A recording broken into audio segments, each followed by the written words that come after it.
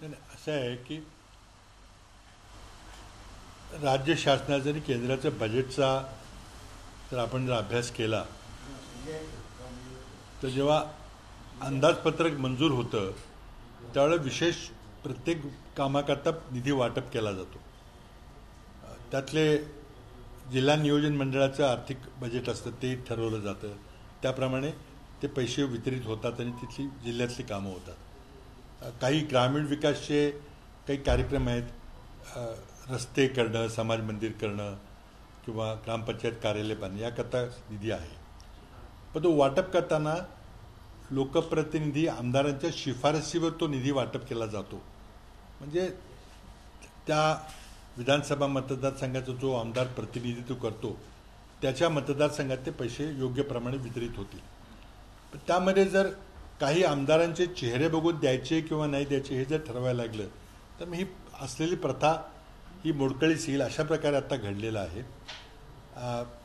विरोधी पक्षाच्या आमदारांनी केलेल्या शिफारसी त्याच्या मतदारसंघाकरता या सरसकट नाकारल्या गेल्या आणि त्याकरता काही आमदारांना न्यायालयाचा दरवाजा ठोठावा लागला. न्यायालयाने शेवटी आदेश दिले की नाही, असं चालणार नाही, तुम्हाला राज्यातल्या प्रत्येक जनतेला हा विकास निधीचा लाभ मिळाला पाहिजे. आणि त्यातून मग आता कोर्ट कचेरी चालू आहे. परंतु आमच्या विरोधात असलेल्या आमदारांना मी शिक्षा देणार, निधी न देऊन वगैरे अशा प्रकारची एक मानसिकता झालेली आहे. त्यातला काही बदल होतोय थोडासा, पण महाराष्ट्रात असं कधी घडलं नव्हतं. आणि आता पक्षांतर घडवण्याकरता या सगळ्या उपाययोजना केल्या जातात, हे दुर्दैवी आहे.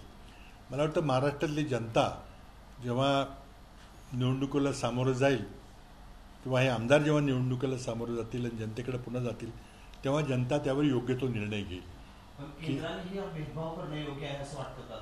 केंद्राचा भेदभाव बऱ्याच ठिकाणी चाललेला आहे.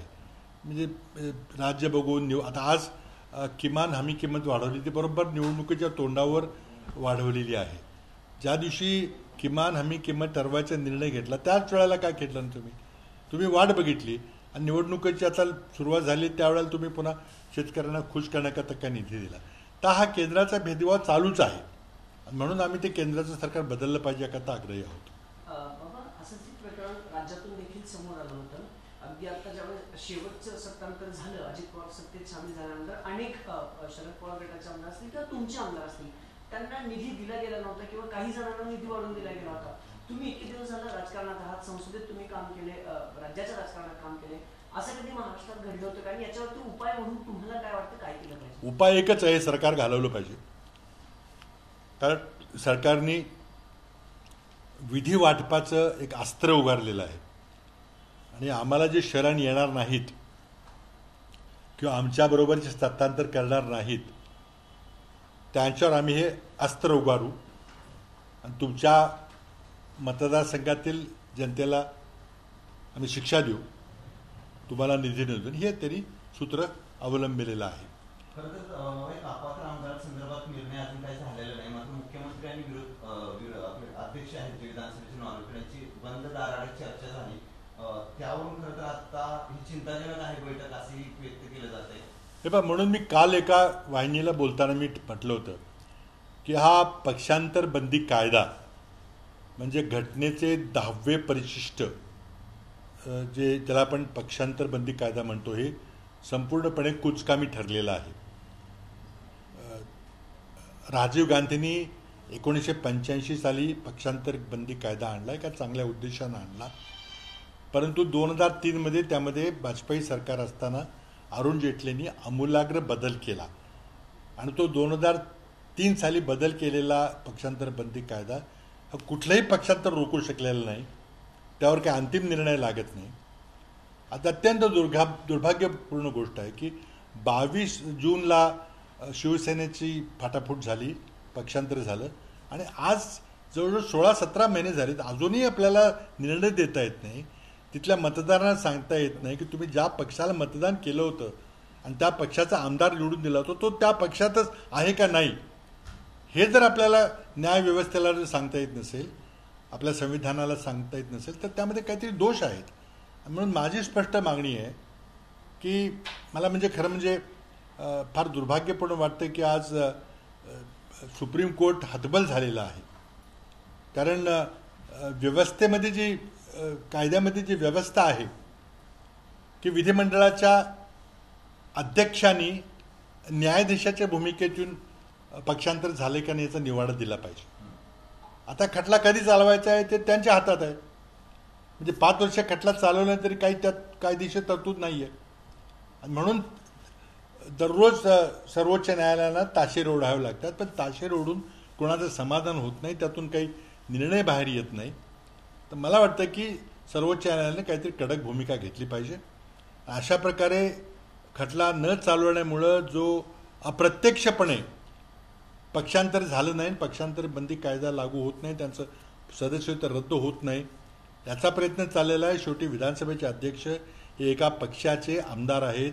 त्या पक्षाने त्यांना तिकीट दिलेलं आहे, त्यांना निवडणुकीला उभे केलेलं आहे. ते त्या पक्षाच्या विचारधारेशी सहमत आहेत. त्यांची आपसात चर्चा झाली तर त्यामध्ये काही गैर मानण्याचं कारण नाही. पण ते न्यायिक प्राधिकरण किंवा ट्रायब्युनल म्हणून काम करण्याकरता अयोग्य आहेत असं माझं ठाम मत आहे. आणि ती व्यवस्था पार्लमेंटनी, संसदेने ताबडतोब ह्या पक्षांतर बंदी कायद्याला निलंबित करून नवीन कायदा आणला पाहिजे असं माझं स्पष्ट मत आहे. आता सरकारला करायचं ते काही करू शकतात, विशेष अधिवेशन बोलू शकतात. सरकारची इच्छा आहे का? पण माझी मागणी आहे, आणि ती मागणी आहे सुप्रीम कोर्टाकडे, की तुम्ही सरकारला आदेश दिले पाहिजेत किंवा पक्षांतर बंदी कायद्याचं काहीतरी करा, तर त्यातून काहीच निर्णय होत नाही आणि पक्षांतर थांबत नाही. बाबा, पुण्यातलं ससून रुग्णालयातलं पहिल्या दिवसापासून अगदी तुम्ही अपडेट घेताय. जो काही प्रकार घडला, ड्रग्ज सापडतात, ड्रग्ज मधला एवढा मोठा आरोपी पळून जातो, तो काल अटक होतो. अटक झाल्यानंतर त्याचं स्टेटमेंट आहे की मला पळवलं गेले, मी पळालो नाहीये. आणि यामध्ये गृह खात्याचा फेल्युअर आहे का, गृह आणि आरोग्य खात्याचं? एक. आणि दुसरं, फडणवीस काल पुण्यात बोलताना असं म्हणाले की आता राज्यातलं मोठं ड्रग्जचं नेक्सेस बाहेर येईल आणि त्यांची नावं येतील. या दोन वेगवेगळ्या गोष्टी आहेत. सत्तेत असताना तुम्ही हे करतात, मग गृह खाते फेल्युअर आहे असं वाटतं? नावं येतील म्हटलं, आणि त्याचबरोबर ते म्हटले की अनेकांची तोंडही बंद होईल. हे पहा, हे शेवटी गृह खात्याचं फेल्युअर आहे. एका मोठं ड्रग रॅकेट हॉस्पिटलमध्ये चालतं, त्याचा जो सूत्रधार असतो तो पळून जातो, तो पुन्हा सापडतो. मग रॅकेट मोठं बाहेर येणार आहे म्हणून गृहमंत्री म्हणतात. म्हणजे तुम्ही कशाची वाट बघताय? शेवटी कायदा आणि सुव्यवस्था आपल्या राज्यात प्रस्थापित करणं ही जबाबदारी राज्य सरकारची आणि विशेषतः गृहमंत्र्यांची आहे. या बाबतीमध्ये गृहमंत्रालय हे अपयशी ठरलेलं आहे. त्याची नैतिक जबाबदारी गृहमंत्र्यांनी घेणं गरजेचं आहे. पण ते आता नैतिक जबाबदारी वगैरे काही प्रश्नच राहिलेला नाही. कोणी जबाबदारी स्वीकारत नाही तर नैतिक कशाला स्वीकारतील? परंतु हे अत्यंत कायदा सुव्यवस्थेच्या दृष्टीने अत्यंत दुर्दैवी आहे. आज कोणाचं नियंत्रण आहे का नाही माहिती नाही. सरकार कोण चालवतं आहे हे आम्हाला कळत नाही. मुख्यमंत्र्यांचा किती ताबा आहे, कोण उपमुख्यमंत्री काय करतोय, आणि त्यामुळं सगळं विचित्र चाललेलं आहे. आणि त्याला एकच उपाय आहे की सरकार जनतेनं हाकलून दिलं पाहिजे. बाबा, 2024च्या बाबतीतला एक प्रश्न आहे. खरं तर काँग्रेस, राष्ट्रवादी काँग्रेस आणि शिवसेना उद्धव बाळासाहेब ठाकरे गट आघाडीत आहेत, महाविकास आघाडीत. सीट्स शेअरिंगवरून काही वाद होण्याची चिन्ह आहेत. कारण काँग्रेसनं ज्या जागा 2 नंबरला होत्या ते उद्धव ठाकरे गट मागतील अशी इच्छा आहे. नाना पटोलेंच्या दिल्ली वारे देखील वाटले. काय नेमकं घडते महाविकास आघाडीत? अलबेल आहे का? हे पहा, 3 पक्षाची आणि मग काही छोटे पक्ष त्यात येतील आघाडी, आम्ही इंडियाच्या छायाछत्राखाली ही निवडणूक लढवायचा प्रयत्न करतो. उद्देश एकच आहे की नरेंद्र मोदींच्या भाजपच्या आघाडीच्या विरोधामध्ये विरोधकांची व्यापक आघाडी असावी आणि एकाच एक उमेदवार उभा करावा.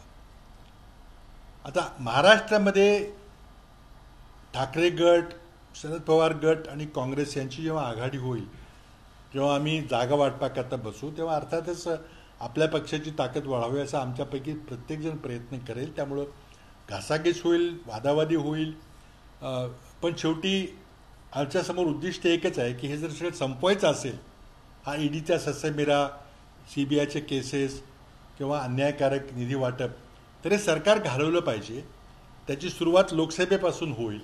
लोकसभेमध्ये पराभव झाला तर मग विधानसभेमध्ये काही आव्हान राहणार नाही. पण जर लोकसभेमध्ये आम्हाला पराभव स्वीकारावा लागला तर मग विधानसभा निवडणूकच होणार नाही, कारण मग पुन्हा लोकशाही राहणार नाही अशी माझी खात्री आहे. आणि त्यामुळं जागा वाटपामध्ये अडचणी येतील, स्पर्धा होईल. ओढाताण होईल, पण आम्ही शेवटी एकाच एक उमेदवार उभं करू ही आमची खात्री आश्वासन आहे आपल्याला. आम्ही करायचा प्रयत्न करू आणि त्यामध्ये मीडियाच्या बऱ्याच बातम्या येतील. इथं फटाफूट झाली, इथं बिघाडी झाली, तिथे ते लोकशाही ते अपेक्षित आहे. पण शेवटी आम्ही ही व्यापक आघाडी करून भाजपच्या विरोधात एकाच एक उमेदवार उभं करायचा प्रयत्न करणार आहोत. दलित पाटील प्रकरणाचा एक प्रश्न आहे. याच्यामध्ये राज्यातील मंत्र्यांचा सहभाग आहे असा सुद्धा आरोप काँग्रेस किंवा ठाकरे गटाकडून करण्यात येते. आणि काल दलित पाटील स्वतः असं म्हणाले की मला पळवलं गेलेलं आहे, मी पळून गेलेलो नाही, अनेकांची नावं माझ्याकडे आहेत. आता असं आहे की प्रकरणाचा शेवट काय होईल तुम्हाला काय वाटतं? पण अशा प्रकारची प्रकरणं जेव्हा येतात पुढं, आपल्याला आठवतं ते तेलगी प्रकरण आलं, मोठ्या मोठ्या नेत्यांची नावं घेतली गेली, पण काहीच झालं नाही पुढं, ते प्रकरण झडपलं गेलं. तसं आता मला वाटतं सरकार जे सत्तेत सरकार आहे, जे गृहमंत्री आहेत शिंदे, फडणवीस, पवार सरकार आहे, ते सगळं प्रकरण दडपून टाकेल. कारण एक आरोप केला गेला आहे की उच्चपदीय मंत्र्यांचे यामध्ये संबंध आहेत आणि ते जर असतील तर ते उघड होणारच नाहीत, ते दडपले जातील. त्यामुळे जर नावं उघड झाली नाहीत तर ते प्रकरण उघड दडपलं गेलं का मुळातच ते मंत्री ते आपल्याला कधीच कळणार नाही.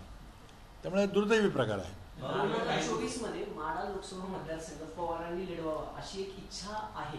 शरद पवार लढवा असं कार्यकर्त्यांना बोललं जाते. कालच्या एका लोकसभेच्या बैठकीत देखील राष्ट्रवादी काँग्रेसच्या कार्यकर्त्यांना बाबा तुम्हाला काय वाटते 24 मध्ये पवार पुन्हा रिंगणात उतराल? मी ह्याच्याबद्दल उत्तर देऊ शकणार नाही. उत्तर तुम्ही मला प्रश्न विचारता कसा काय मला माहीत नाही. तुम्ही राष्ट्रवादीच्या बद्दल विचारला पाहिजे, त्यांना विचारा किंवा पवार साहेबांना विचारा की ते काय करायचं ते ठरवतील, योग्य वेळी आपल्याला जाहीर करतील. मला त्याचं उत्तर देणं योग्य होतं. बाबा खरं तर गेले अनेक दिवसापासून मराठा आरक्षणाविषयी जरांगे पाटील फिरत आहेत. आजही आता पक्ष महाराष्ट्रात उद्यापासून त्यांचा दौरा आहे. राज्य सरकारला त्यांनी परत अल्टिमेटम दिले. राज्य सरकार आणि अगोदरपासून तुम्ही त्या बऱ्याच वर्षापासून आरक्षणाचा विषय सुरू आहे. कसं बघताय सगळ्याकडे प्रकरण मिटेल असं वाटतंय का किंवा आरक्षण मिळेल का? हे पहा, मी मुख्यमंत्री असताना पहिल्यांदा मी अध्यादेश काढून जुलै 2000 मध्ये मराठा समाजाला 16% आरक्षण दिलं होतं. तर तुम्ही मला विचारताय म्हणजे माझ्या यामध्ये मी थेट संबंध असलेला माणूस आहे. पुढं ते आरक्षण टिकवलं नाही कारण नवीन जे सरकार आलं त्याने ते आरक्षण रद्द होऊ दिलं असा माझा अंदाज आहे. पण मी ज्या प्रकारे अध्यादेश काढला होता त्यामध्ये काही तांत्रिक त्रुटी असल्या तरी आमचा उद्देश असा होता की प्रशासकीय सेवेमध्ये मराठा समाजाची किती टक्केवारी आहे हे काढायचा आम्ही प्रयत्न केला आणि तो योग्य टक्केवारी आम्ही सादर केली होती. मला वाटतं गायकवाड आयोगाच्या वेळेला योग्य टक्केवारी निघालेली नाही, पण तो वेगळा विषय आहे. तर त्यामुळे मला असं वाटतं की आता आपण राज्य सरकारने आपल्या देशामध्ये आपल्या राज्यामध्ये एकच सरकार आहे. त्या सरकारचे मुख्यमंत्री शिंदे आहेत, उपमुख्यमंत्री फडणवीस आणि अजित पवार आहेत. त्या सरकारनं आपल्याला आश्वासन दिलेलं आहे की आम्ही 1 महिन्यामध्ये प्रश्न सोडवतो. त्यांना वेळ दिला पाहिजे. आता एका महिन्यामध्ये सोडवतो ते 1 महिना मला वाटतं 22 ऑक्टोबरला किंवा 24 ऑक्टोबरला संपेल. तोपर्यंत आपण वाट पाहिली पाहिजे. रत्नागिरीत ना काल एक मजेशीर विषय घडला. चंद्रशेखर बावनकुळे घरजोडा अभियानात होते, तुम्ही बघितलं असेल तो. त्यांनी जोरात विचारलं की तुम्हाला देशाचा पंतप्रधान कोण व्हायचं. स्थानिक नागरिकांनी राहुल गांधी असं उत्तर दिले. या उत्तराने बावनकुळे सुद्धा आवाज झाले होते. ते त्यांची ती स्टाईल आहे. ते कराडले आले होते. ते आपले सगळे कार्यकर्ते घेऊन दारोदारी फिरतात. तुमको कौन PM होना चाहिए, कोण पंतप्रधान पाहिजे. ते समाजचे व्यापारी माणसं असतील ते तर काय म्हणणार. सरकार राज्यात कोणाचं आहे, देशात कोणाचं आहे ते बोलतात. पण निवडणुकीच्या पेटीत काय घडणार आहे ते खरं असेल. आत्ता कोण काय बोलतंय, मग तो राहुल गांधी म्हटलं किंवा मोदी म्हटलं किंवा बावनकुळे म्हटलं काय, त्याला काय अर्थ नाही आहे. अशी काही पद्धत नसते.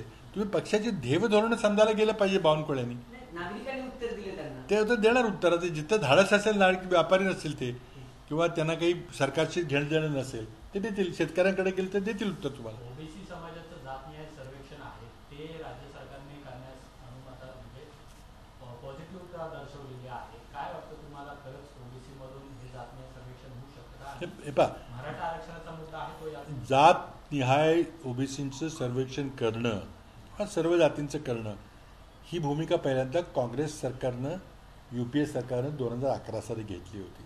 पण काही कारणामुळं तो आमच्या वेळेला डेटा काही सायंटिफिकली करेक्ट नव्हता म्हणून थांबलं. पुढं मोदींनी निर्णय घेतला की हे जाहीर करायचं नाही. काही राज्यांनी निर्णय घेतला की आपण करून टाकायचं, जाहीर केलेलं आहे बिहार. मला वाटतं मूळ उद्देश असा होता की सामाजिक परिस्थिती पुढं लक्षात यावी, त्यातून विकास करताना आपल्याला योग्य ते निर्णय घेता येतात, हा त्याचा मूळ उद्देश होता. आरक्षण देणं हा उद्देश नव्हता. पण आता आरक्षणाची मागणी विविध समाजांची आहे. त्यामध्ये कायद्याच्या चौकटीत बसून ते कसं बसवता येईल हे सरकारने विचार करायचा आहे.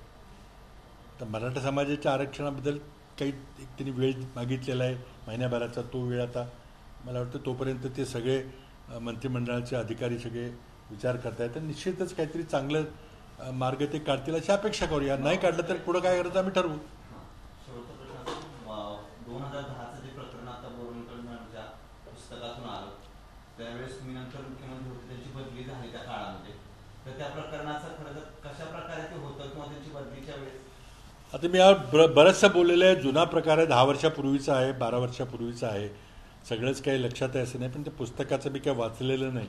पण जो संदर्भ मी आलेला आहे, पाहिलेला आहे, त्यामध्ये त्यांचा आरोप असा आहे की एक जमीन पोलीस खात्याची विक्री करावी, ती विक्री झाली आणि एका बिल्डरनी ती त्या निविदेमधून ती यशस्वीपणे जमीन त्याला मिळाली आणि त्यानंतर मग ती ॲग्रीमेंट झालं जमीन हस्तांतर करायचं. परंतु मग पोलीस आयुक्त असताना त्यांनी मी ही जमीन हस्तांतर करणार नाही असं काही भूमिका घेतली. पण त्याच्यापेक्षाही महत्त्वाची भूमिका की त्यांच्यावर कोर्टानं ईडीनं जी कारवाई केली 2G प्रकरणामध्ये आणि त्यांच्या सगळ्या प्रॉपर्टीज अटॅच केल्या, त्यामुळे ते प्रकरण तिथं थांबलं. त्यामुळे ती जमीन अजूनही पोलीस खात्याकडे सुरक्षित राहिलेली आहे. हा विषय आहे, हा त्यांनी पुस्तकात नमूद केलेला आहे. माझ्याकडे काही सगळे कागदपत्र नाही, माझ्या आधीचा विषय आहे. मी नोव्हेंबर 2010ला आलो, मला वाटतं काहीतरी 10च्या मे जून जुलै महिन्याचा काहीतरी प्रकार आहे.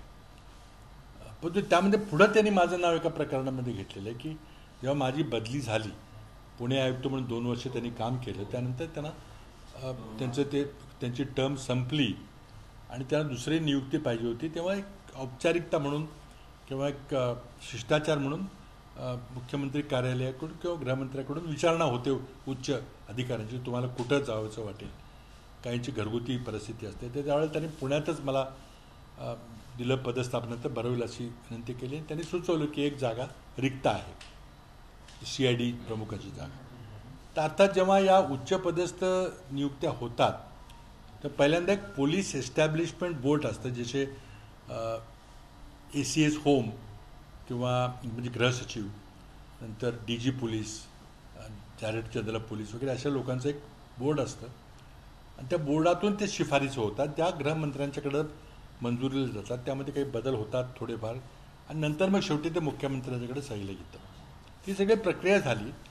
त्या प्रक्रियेतून त्यांना ते काही पद मिळू शकलं नाही, कारण ते पद मिळताना पॉलिटिकल एकमत देखील व्हावं लागतं. उपमुख्यमंत्री, पालकमंत्री, गृहमंत्री, मुख्यमंत्री हे वेगवेगळ्या पक्षाचे घटक असल्यामुळं हे सगळे निर्णय समन्वयाने घेतले जातात. आता त्यांनी काहीतरी त्यांच्या पुस्तकामध्ये पॉलिटिकल कंपल्शन असा शब्द वापरलेला आहे, तो शब्द माझ्या तोंडात गाठलेला आहे.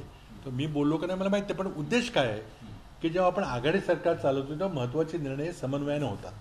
आता समन्वयामध्ये जे मला पाहिजे तेच निर्णय होईल असं काही नाही, त्यातून निर्णय जो होईल तो होईल आणि त्यातून निर्णयामधून ते पद तुम्हाला देता येणार नाही असं त्यांना मला वाटतं गृहमंत्र्यांनी सांगितलं. पण नंतर पुन्हा माझ्या कार्यालयाने त्यांचा संपर्क साधला, ते देता येत नसेल कारण त्याला काही अडचणी आहेत, तर मग तुम्हाला इतर काय पाहिजे का, तर ते दुसरं पद रिक्त आहे असं सांगितलं गेलं की प्रिझन्सचं पद खाली DG प्रिझन्सचं पद रिक्त आहे, पुण्यातलं पद आहे. त्यांनी ते स्वीकारलं. तर हा त्यातला उल्लेख आहे. गंभीर आरोप केले की ज्यावेळेस पालकमंत्र्यांनी तर त्यामध्ये त्यांचा आरोप असा दिसतोय पुस्तकातून की मी त्या जमीन हस्तांतरणाला विरोध केल्यामुळं माझ्यावर आकस धरून मला हे पद दिलं गेलं नाही.